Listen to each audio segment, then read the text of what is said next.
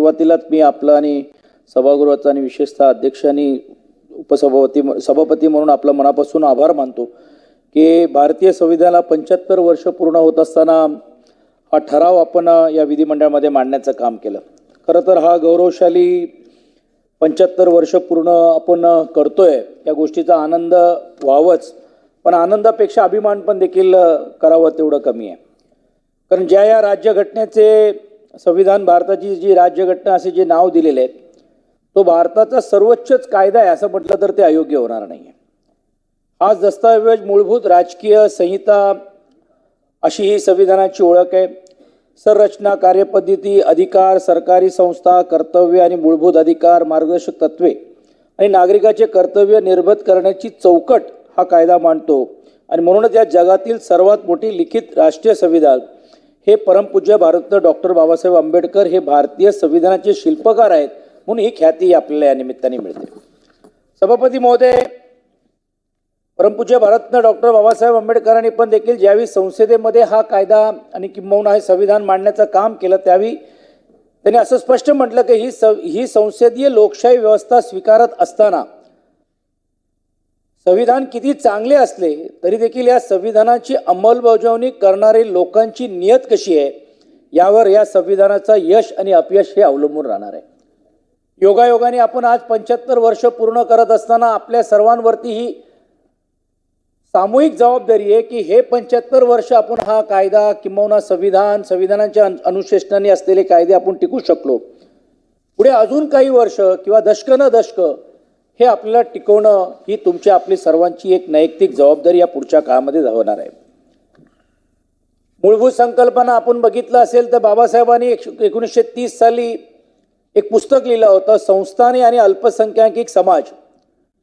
आणि मला असं वाटते हे संविधान पूर्वपीठिका म्हणून घेऊन यासाठी मांडली जाते की त्यावेळी दूरदृष्टिकोनातून संविधान जर झालं तर काय होईल हे सांगण्याचं काम त्यांनी केलं।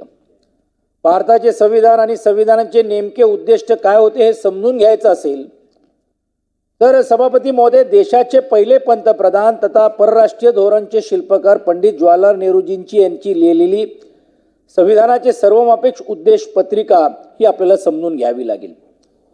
काय ती पत्रिका? ती पत्रिकेमध्ये परिच्छेदमध्ये सांगितलं होतं की भारतीय लोक आमचे प्रति हे संविधान अंगीकृत, स्वीकृत आणि समर्पित करीत आहोत, हा त्याच्या मूलभूत त्याच्यातला हा हेतू होता। सभापती महोदय, हे संविधान भारतीय आणि भारतीयांसाठी स्वीकारलेलं तर आहेतच, परंतु इथली पुढच्या काळामध्ये संपूर्ण आर्थिक, राजकीय, सामाजिक, सांस्कृतिक आणि ऐतिहासिक, विशेषतः भौगोलिक या सर्व गोष्टीचा विचार करून भविष्य काळामध्ये हे कसं टिकून राहील, कसं आपल्याला टिकवता येईल या दूरदृष्टिकोनातून सभापती महोदय या संविधानामध्ये त्याचा अंतर्भूत करण्याचं काम केलेलं आहे। आज ज्यावेळी आपण ह्याची चर्चा करतोय, मला या गोष्टीचा आनंद झाला आहे की टिळेकर सारख्या व्यक्तींनी पण खूप चांगल्या रीतीने ह्याचं समर्थन करत असताना, आणि स्वाभाविकच आहे भारताचे एक नागरिक या नात्याने आपण सर्वांनी केलंच पाहिजे। परंतु सभापती महोदय, ज्यावेळी ह्याची राजकीय दृष्टिकोनातून चर्चा होते त्यावेळी मला अत्यंत खेदनी म्हणावं लागेल की खाली विधानसभामध्ये अनेक काही सदस्यांनी असंही सांगण्याचं काम केलं की पंडित जवाहरलाल नेहरूजी त्यावेळी होते, त्यांनी या संविधानावरती विरोध करण्याची भूमिका घेतली। असो, त्यामध्ये न जाता पुढच्या 75 वर्ष आपण या समाजामध्ये काम करत असताना, आपण ह्याचा फायदा घेऊन या संविधानाचा हक्क बजावत असताना सर्व तळागाळातल्या लोकांना आपण काय न्याय देणार आहोत हा एक बघण्याचा दृष्टिकोनातून आहे। परंतु ह्यावेळी ज्यावेळी संविधानाची चर्चा पूर्ण होत असताना सभापती महोदय, देशामध्ये असंही काही उपेक्षित असलेला वर्ग राहिला आहे का ह्याची चर्चा किंबहुना ते सुतोवाच होणं ही काळाची गरज आहे। अनेक वर्गांतून आपल्याला आरक्षणाची संकल्पना ही पुढे आली, परंतु अजून अनेक असे वर्ग आहेत की ज्याला आरक्षण तर राहिलं बाजूला, परंतु साधा त्याला आपली ओळख मतदानाच्या रूपाने असेल किंबहुना नागरिक सुविधाच्या दृष्टिकोनातून असेल, ही मिळते की नाही मिळते ही देखील एक शोकांतिका आपल्या समोर येत असताना की या 75 वर्षामध्ये आपण प्रदापन करत असताना ज्या दूरदृष्टिकोनातून तळागाळातल्या त्या समाजापर्यंत पोचणं हे आपलं कर्तव्य होतं, तो आपण पोचलाय का? ठीक आहे, 1918 साली ब्रिटिशकालीनमध्ये अनेक काही जातींना क्रिमिनल ट्राईब्स म्हणून घेऊन लौकिक करून मिळवून देण्याचं काम केलं, तो भाग वेगळं। की 1952 साली ज्यावेळी सोलापूरच्या दौऱ्यावरती पंडित जवाहरलाल नेहरूजी आलेत त्यावेळी ही बाब त्यांच्या लक्षात आल्यानंतर तो कायदा नष्ट करण्याची भूमिका आपण घेतली आणि त्यातून त्या क्रिमिनल ट्रायबलमधून बाहेर काढून आपण त्यांना समाजाच्या मूळ प्रवाहामध्ये आणण्याचं काम आपण केलं. पण सभापती महोदय की या कायद्याच्या अंतर्गत जरी देखील आपण त्यांना त्यातून बाहेर काढण्याची भूमिका घेतली पण त्याही तळागाळातल्या माणसाला मग तो आदिवासी समाजाचा असेल उपेक्षित समाजाचा असेल त्यांच्यापर्यंत आजही आपण या सरकारी सुविधा किंवा सरकारी योजना हे आपण तिथपर्यंत पोचू शकलोय का हा एक प्रश्न पण आपल्या या निमित्ताने निर्माण होतो. आणि म्हणून आज ही चर्चा करत असताना त्या तळागाळातल्या लोकांपर्यंत पण पोचणं हे आपल्या निवळ कर्तव्य नाही तर आपल्याला दिलेल्या घटनेनुसार तो त्याचा अधिकार आहे. ते अधिकार पोचवण्यासाठी आपण कुठे कमी पडतोय का किंवा पडलो आहोत का ही जी देखील चर्चा किंवा त्याचा तो विचार हा करण्याचं काम केलं पाहिजे.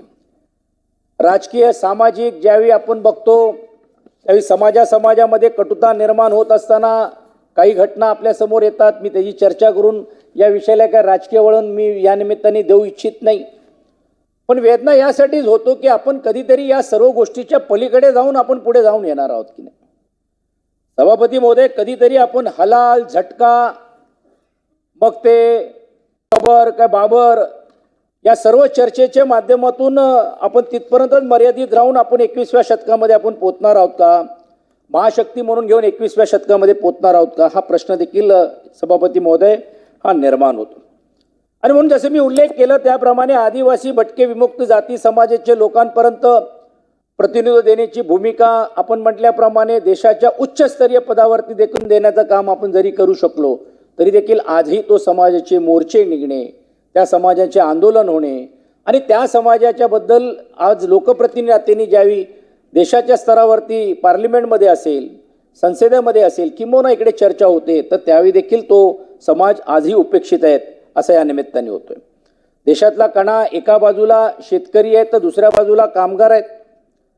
त्या कामगारांच्या प्रती मनापासून संवेदनशील रीतीने राहून आपण त्यांना समजून घेण्याचा प्रयत्न आपण करतोय का त्याच्या प्रश्नाशी आपण त्या नाळाशी पर्यंत पोचण्याचं काम आपण करतोय का ज्या मातेशी त्याचा ऋणबंध आहेत आणि ज्यांनी देशाच्या स्वतंत्र चळवळीमध्ये पण देखील मोठ्या प्रमाणावरती योगदान देण्याचं काम केलं असं तो घटक ज्यावेळी या मूळ प्रवाहातून बाजूला जाताना दिसतोय किंवा त्याचं अस्तित्व टिकून राहतोय की नाही राहतोय हा प्रश्न निर्माण होत असताना आपण मग परत संविधानाची चर्चा आणि गौरव करत असताना या संविधानाचा फायदा आपल्याला पुढच्या काळामध्ये त्यांनाही द्यावं लागेल ह्याची जाणीव पण देखील सरकारला किंबहुना आपल्या या व्यवस्थेला हे आपल्याला करून देण्याचं काम आपल्याला करावं लागणार आहे.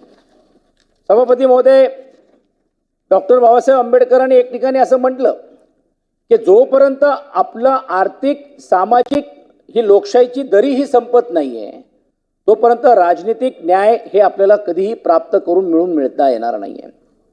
आणि मग आता ही जी दरी जी वाढताना सभापती महोदय मी सांगू इच्छितो आपल्या राज्याच्या माध्यमातून असेल आपण वारकरी सांप्रदायिक आपण बघतो मोठ्या प्रमाणावरती माझ्यासारख्या कार्यकर्त्याला प्रयागराज जाण्याचा योग मिळाला. प्रयागराजमध्ये पण आपण गेलो आणि तिकडे जे हजारो नाही तर कोटी लोकांची जी संख्या जर पाहिली आणि त्याच्या मागची जी श्रद्धा जर पाहिली खरा भारत मला असं वाटते तिकडे बघण्याचं काम आपण केलं पाहिजे. आजही देखील त्यांच्या राहण सहानमध्ये ठीक आहे देवाच्या कृपेने आपण खूप मोठ्या प्रमाणाने क्रांती केली. आपण अन्न वस्त्रमध्ये आपण खूप पुढे गेलेलो आहोत. अन्नाची आपल्याकडे एवढी काय तुटवडा नाही आपण एक्सपोर्ट करतोय. वस्त्रामध्ये पण देखील आज असा कुठचाही माणूस नाही आहे की जो 200-300 रुपयामध्ये पण कपडा परवडू शकत नाही अशी देखील व्यवस्था आपण आपली केलेली आहे.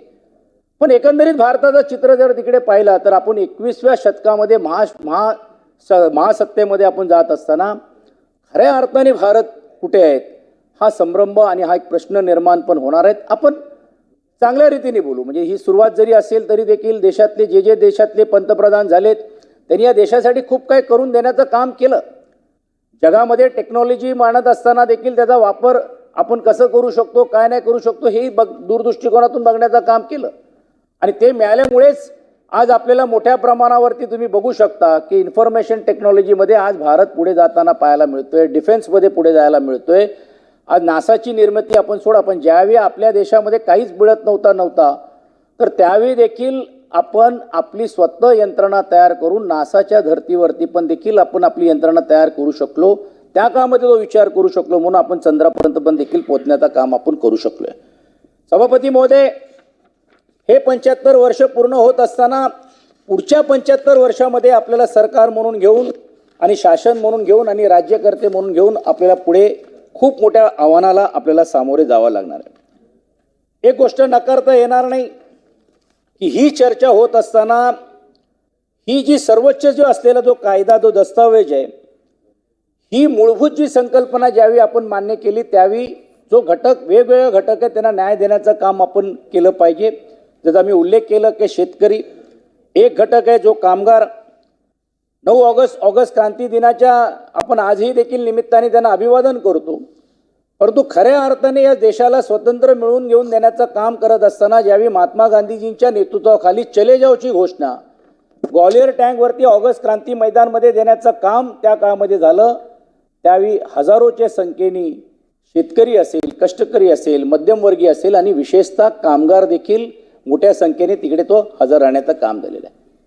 सभापती महोदय, 75व्या वर्षामध्ये आपण पदार्पण करत असताना, आपण आनंद उत्सव तयार करत असताना ज्या लोकांनी या देशाच्या स्वतंत्र चळवळीमध्ये सहभाग घेण्याचं काम केलं आणि खऱ्या अर्थाने क्रांतीला प्रेरणा देत असताना हे देशाला स्वतंत्र मिळवून दिलं, आज दुर्दैवाने म्हणावं लागेल की त्याच कामगारांच्या कायद्यामध्ये बदल करून 28 कायद्यांना एकत्रित करून घेऊन 4 लेबर कोड आणत असताना पार्लिमेंटमध्ये असेल किंवा याच्यामध्ये असेल, या वेदना पण देखील त्या प्रत्येक वर्गाला आपल्याला व्हायला पाहायला मिळतोय. आणि म्हणून अशा घटकांना आपण कशा रीतीने न्याय देणार आहोत हा प्रश्न पण आपल्या सर्वांच्या मनामध्ये निर्माण होणार आहे. गिरणी कामगारांचा इतिहास संयुक्त महाराष्ट्र चळवळीसाठी आहेत, मी काय नवीन होऊन सांगायची गरज नाही आहे. या स्वातंत्र्य चळवळीसाठी आहेत हेही मी सांगण्याची काही गरज नाही आहे. अनेक लोक हुतात्मे झाले, त्या हुतात्म्यामध्ये कामगार वर्ग देखील मोठा होता. परंतु त्याच गिरणी कामगारांना आजही देखील सरकारच्या समोर येऊन मागणी करावी लागते. सरकारच्या या गोष्टीकडे आपल्याला त्यांना आकर्षित करावं लागतो आणि दुर्दैवाने म्हणावं लागेल आजही त्यांच्या प्रश्नाकडे सरकार फक्त बघतो, बोलतो, करतो, बैठका लावतो. अशा जर गोष्टी जर झाल्या तर या चळवळीमध्ये जे सर्वात मोठा सहभाग असणारा जो वर्ग आहे त्याला आपण वंचित ठेवण्याचं काम आपण करणार आहोत का हा प्रश्न पण देखील निर्माण होतोय. आणि म्हणून सभापती महोदय, मध्यमवर्गीचा विचार करत असताना जो खऱ्या अर्थाने करदाता आहे, ज्यांनी या देशाला वाढवण्यासाठी आणि मग नोकरदार असेल ज्याच्या पगारातूनच टॅक्स कापल्यानंतर आपल्या इतर सुविधासाठी किंवा बजेट प्रोव्हिजनसाठी आपल्याला मदत होते, त्याच्याकडे पण आपण पुढच्या काळामध्ये आपण पाहणार आहोत की नाही पाहणार आहोत. आणि तो जो वर्ग आहे ज्याचा मी उल्लेख केला की जी दरी गरीब आणि जी श्रीमंतांची मधली दरी जी आहे आणि दरीमधला जो एक मधला पूल जो आहे जो मध्यम वर्गाचा, त्याला कुठेतरी देखील आधार देण्याचं काम हे आपल्याला या निमित्ताने करावं लागेल. आणि म्हणून ज्यावेळी आपल्या या गौरव करत असताना या घटनेची चर्चा होत असताना आपल्याला सर्वांना माहिती आहे की अलीकडेच अध्यक्षीय राज्य पद्धतीची वारंवार वक्तव्य करण्यात येतात आणि जगामध्ये जर अमेरिका असेल, ब्रिटन असेल, चीन असेल, रशियासारख्या अनेक देशांमध्ये अध्यक्षीय राज्यपती स्वीकारली गेली, ती आपल्याकडे न केल्या गेल्यामुळेच आज आपण या घटनेचा एका अर्थाने संरक्षण करण्याचं काम आपण करू शकलेलो आहोत. आणि म्हणून सभापती महोदय, ज्यावेळी एक देश एक निवडणुकीची ही संकल्पना पुढे येते त्यावेळी माझ्यासारख्या कार्यकर्त्यांच्या मनामध्ये हा संभ्रम निर्माण होतो की देशाला एकसंघ ठेवायचं आहे, एकजूट ठेवायचं आहे की परत आपल्याला देशाला एका हाती सत्ता देऊन हुकुमशाही पद्धतीने राजवटकडे न्यायचं आहे का हा प्रश्न देखील निर्माण होतो. हीच प्रथा श्रीलंकेने करण्याचं काम केलं. सभापती महोदय, काय अवस्था आहे आज श्रीलंकेमध्ये? हीच सभापती महोदय, हीच परिस्थिती ज्यावेळी बांगलादेशासारख्या राज्यामध्ये झाली, देशामध्ये झाली, काय परिस्थिती आहे हे तुम्हाला आपल्याला सर्वांना माहिती आहे. आणि म्हणून ती योगायोगाने ती नामुष्की आपल्यावरती कधीही आली नाही किंवा ती हिंमत देखील झाली नाही, कारण ह्याचा मूलभूत जो गाभा होता की सर्वात शक्तिशाली असलेला जर लोकशाहीचा कणा असलेला जर असेल तर आपली ही संविधान आहे आणि ही संविधान यामुळेच या गोष्टी होऊ शकल्या आहेत. आणि म्हणून त्याला वाचवणं, त्याला टिकवणं हे प्रत्येक भारताच्या नागरिकाचं कर्तव्य आहे. आणि म्हणून शेवटी एका अरविंद दातारजीने खूप चांगल्या रीतीने एक लेख लिहिला होता, त्यातले काही 4 ओळी मी वाचून मी थांबणार आहेत की जगातील सर्वात मोठे लिखित संविधान, जगातील सर्वात मोठे लोकशाहीचा धारणा करणारा संविधान आता हे 75 वर्षात होत आहेत. ही वाटचाल जरी 125 सुधारण्याची असली तरी देखील अनेक दुरुस्ती संविधानाचे सामर्थ्य वाढवलेले आहेत. दुरुस्ती किती हो, अख्खे संविधानच बदलून टाकू, पाहणाऱ्या पुढे पायाभूत चौकटीचा दंडक आपल्या सर्वोच्च न्यायालयाने हे घटनेच्या दिलेल्या अधिकारमुळेच हे करू शकलेले आहेत आणि ते संविधान अबाधित राहून 100 वर्ष देखील सहज साजरी करणारी ही आपली एक संविधान पुढच्या काळामध्ये होऊ शकते. आणि म्हणून या संविधानाचा जय जयकार करत असताना ते टिकवणं, लोकशाही टिकवणं, तेवढंच सामर्थ्य ठेवणं ह्याच्यातला एक भाग आहे. अनेक मुद्दे मांडता येतील, परंतु परत त्याच मुद्द्याचं रिपिटेशन न करता ह्याचा गौरव करावा तेवढा कमी आहे. आणि ह्या गौरवशाली या गाथा ही पुढच्या काळामध्ये पुढच्या अनेक पिढींसाठी ही आठवणी आणि स्मरण राहण्यासाठीच सभापती महोदय आपलं अभिनंदन मी करतो, आपला आभार मानतो, या सभागृहाचा आभार मानतो, सरकारचा आभार मानतो की ही चर्चा ही घडवण्याचं काम करत असताना पुढच्या पिढीला ह्याचं महत्त्व आपल्याला समजून सांगावं लागणार आहे. सभापती महोदय, आत्ताची पिढी तर एवढी फास्ट झालेली आहे की आई वडिलांपेक्षा जास्त त्यांना भरोसा गुगलवर झालेला आहे, विकिपीडियावरती झालेले आहेत आणि मग जे काय ते सांगतात त्याच्यावरतीच आपलं मत बांधून ते देशाच्याबद्दल एक वेगळी प्रतिमा, देशाच्याबद्दल एक वेगळी भावना निर्माण करण्याचं काम करत असताना अशा चर्चा हे निश्चितपणे उपयोगी ठरतील असा विश्वास मी या निमित्ताने व्यक्त करतो आणि परत एकदा या प्रस्तावाला पाठिंबा देऊन थांबतो. धन्यवाद. जय हिंद, जय महाराष्ट्र. ज्ञानेश्वर म्हात्रे. जहाँ डाल डाल पर सोने की चिड़िया